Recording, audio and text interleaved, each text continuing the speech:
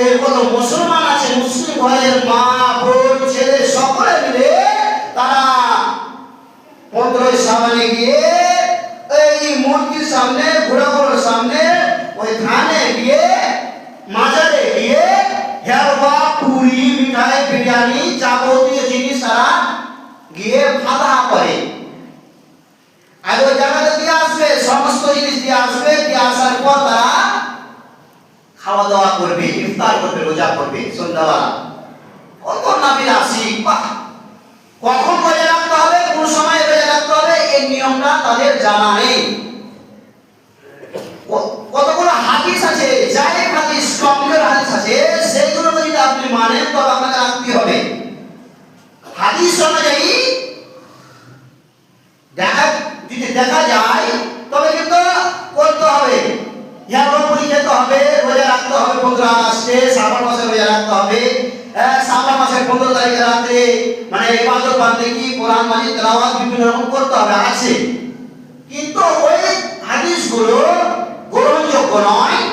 আল্লাহ পাক রব্বুল আলামিন যে রাতের মূল্যায়ন দিয়েছেন, গ্রহণযোগ্য দিয়েছেন, সম্মান দিয়েছেন, মর্যাদা দিয়েছেন, সেই শবে বারাতের রাতের চেয়ে গুরুত্বপূর্ণ রাত হচ্ছে লাইলাতুল কদরের রাত। কোথাও শবে বারাত বলে কোন জায়গায় কোন আয়াত নেই, হাদিসও নেই, এবং কোরআন মাজিদের কোন 114টা সূরার মধ্যে নেই শবে বারাত।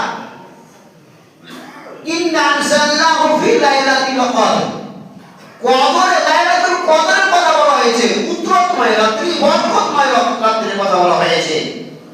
তো হাদিসটা আমি বলছিলাম যে হযরত ওয়াসিলা বিন সাঈদ রাদিয়াল্লাহু তাআলা আনহু তিনি বর্ণনা করেন, বর্ণনা সূত্রে তিনি বলেছেন যে আমি নবী সাল্লাল্লাহু আলাইহি সাল্লামের কাছে আরজ করলাম, নবীকে জিজ্ঞেস করলাম, জানতে চাইলাম যে ইয়া রাসূলুল্লাহ, আল্লাহর নবী গো, রমজান মাস ব্যতীত, রমজান মাস ছাড়া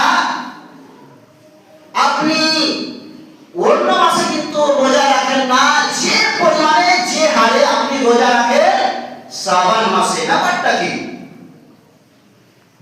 এবার দেখুন কারণটা, দেখুন কি কারণে রাখছেন আল্লাহর নবী।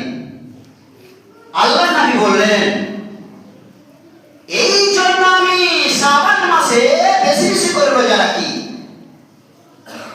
যে এই শাবান মাসে বান্দাদের আমল আল্লাহ পাক রব্বুল আলামিনের সম্মুখে পেশ করা হয়, উপস্থিত করা হয়। এই শাবান